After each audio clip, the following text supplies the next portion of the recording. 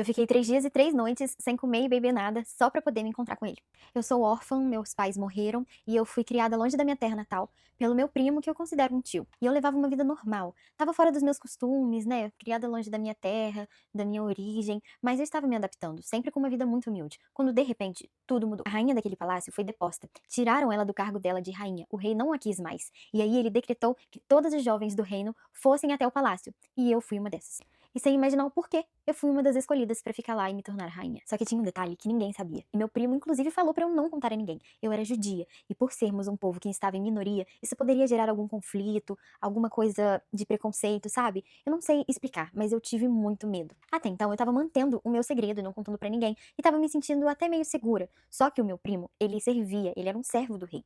E certo dia, chegou um cara lá chamado Ramã, e o rei decretou que todos os servos dele se curvassem diante desse cara Ramã. E simplesmente o meu primo não se curvou. E aí é que a história começa a ficar um pouco delicada. Simplesmente esse Ramã ficou com muita raiva do meu primo por ele não ter se prostrado diante dele, porque a soberba dele, o orgulho dele era gigantesco. E ele foi lá e ficou fazendo a cabeça do rei. E aí o rei fez um decreto para que matasse todo o meu povo, todos os judeus. E de repente, eu não era mais só uma rainha, eu era a ponte entre a vida e a morte do meu povo. E para dificultar tudo ainda, eu nem podia chegar direto e conversar com o rei e explicar e tentar entender o que estava acontecendo, porque se eu entrasse para falar com ele sem ele me chamar, ele simplesmente poderia decretar a morte sobre a minha vida. Vocês têm noção? Só que aí eu ouvi uma frase do meu primo, Barratil, que fez todo sentido e abriu a minha mente. Ele falou: quem sabe não foi para esse momento ao qual você foi declarada rainha.